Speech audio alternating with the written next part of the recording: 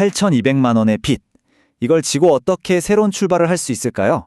지금부터 한 사람의 실제 개인 회생 사례를 가지고 이 막막한 상황을 어떻게 헤쳐나갔는지 그 과정을 한번 생생하게 따라가 보겠습니다. 와, 모든 이야기는 바로 이 숫자 8,200만 원에서 시작됩니다. 정말 어마어마한 금액이죠. 특히 월급 받아서 생활하는 입장에서 보면 정말 숨이 턱 막히는 그런 숫자잖아요. 그런데 이분의 한 달 평균 소득이 250만 원이었습니다. 월 250만 원 벌어서 8천만 원이 넘는 빚을 갚는다? 이게 과연 현실적으로 가능한 일일까요? 바로 이 불가능해 보이는 질문에서부터 진짜 이야기가 펼쳐집니다. 자, 그럼 도대체 이 8천만 원이라는 빚은 어떻게 쌓이게 된 걸까요? 한번 그 시작부터 따라가 보죠. 우선 서류상으로는 뭐라고 되어 있는지부터 한번 볼까요? 네, 법원에 제출된 서류에는 그 이유가 점포 운영의 실패라고 적혀 있습니다. 정말 요즘 자영업 하시는 분들이라면 많이 공감하실 것 같아요. 큰 꿈을 안고 시작했는데 현실의 벽에 부딪혀서 결국 빚만 남게 된 거죠. 하지만 그게 이야기의 전부가 아니었습니다. 서류를 좀 더 자세히 들여다보니까 이 사업 실패라는 공식적인 이유 뒤에 진짜 원인이 숨어 있더라고요. 바로 이 지점이 정말 흥미롭습니다. 공식 사유는 분명 사업 실패였는데 재산 목록을 싹 훑어보니까 진짜 이유는 바로 주식 투자 손실이었던 거예요. 와, 정말 수면 위와 아래에 완전히 다른 이야기가 있었던 거죠. 그리고 여기서부터 상황이 정말 걷잡을 수 없게 된 겁니다. 주식 손실을 메꿔보려고 제2금융권, 그러니까 저축은행 같은 곳에서 돈을 빌리기 시작한 거예요. 근데 이자율을 보세요. 연 20%. 이거 결국 빚으로 빚을 막으려다가 더 깊은 수렁에 빠져버린 겁니다. 자, 이렇게 상황이 복잡한데 그럼 법원은 이걸 어떻게 판단할까요? 바로 여기서 개인 회생의 핵심 개념이 등장합니다. 바로 청산가치라는 건데요. 앞으로 얼마를 갚아야 하는지를 결정하는 가장 중요한 기준이라고 보시면 돼요. 청산가치가 뭐냐면요. 아주 쉽게 말해서 지금 당장 내 모든 재산을 팔면 얼마가 될까 하는 금액이에요. 그리고 개인회생에서는 아주 중요한 원칙이 있는데 적어도 이 청산가치보다는 더 많이 갚아야 한다는 겁니다.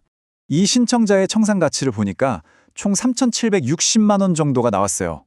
근데 진짜 놀라운 건 이겁니다. 차트를 보세요. 99.7%, 거의 전부가 주식으로 날린 돈으로 잡혀 있어요. 아니, 실제 수중에 돈은 거의 없는데 이게 어떻게 된 일일까요? 그러니까 핵심은 이거예요. 법원에서는 주식이나 코인처럼 좀 투기성에 강한 활동으로 잃은 돈 있죠? 이걸 그냥 없어진 돈으로 보지 않고 원래 있었던 재산으로 보고 청산가치에 포함시켜버리는 겁니다. 한마디로 잃었지만 그만큼은 책임지고 갚아라, 이런 의미인 거죠. 그래서 갚아야 할 돈이 확 늘어난 거예요.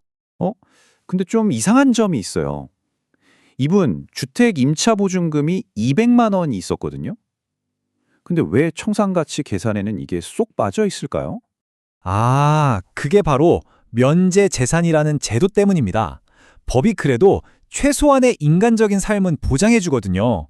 그래서 집보증금처럼 정말 기본적인 생활에 꼭 필요한 재산은 이건 건드리지 마라 하고 보호해 주는 거예요. 그래서 이 200만 원은 영원 처리가 된 겁니다. 자, 좋습니다. 이제 원인도 알았고 얼마를 갚아야 하는지에 대한 기준, 즉 청산가치도 파악했어요. 그럼 이제부터는 진짜 해결책이죠. 앞으로 3년 동안 어떻게 이 빚을 갚아나갈 건지 그 구체적인 계획을 한번 뜯어보겠습니다. 매달 얼마를 갚아야 할지는 생각보다 간단하게 계산됩니다. 월 수입 250만 원에서요.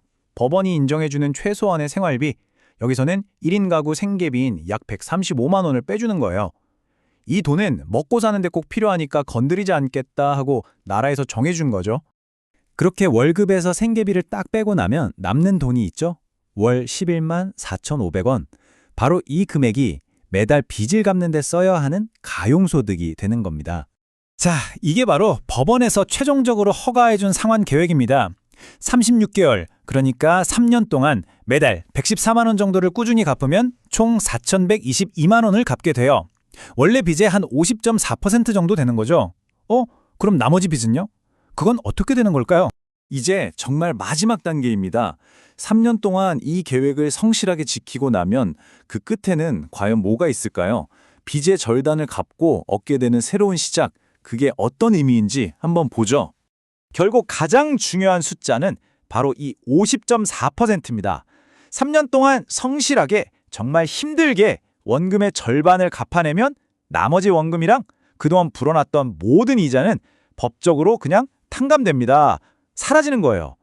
이게 바로 우리 사회가 한 번 넘어진 사람에게 주는 두 번째 기회인 셈이죠. 그 3년의 여정을 시간순으로 보면 이렇습니다. 2026년 1월 17일에 첫 변제금을 내면서 시작해서 36번의 납부를 꼬박꼬박 하고 나면 2028년 12월 17일, 바로 이날 모든 빚의 고리에서 완전히 벗어나게 되는 겁니다. 자, 이 이야기를 다 듣고 나니 어떠신가요? 여러분은 이 개인의 생제도가 단순히 실패한 사람을 그냥 도와주는 제도라고 생각하세요? 아니면 정말 성실하게 다시 일어서려는 사람에게 든든한 발판이 되어주는 제도라고 생각하시나요?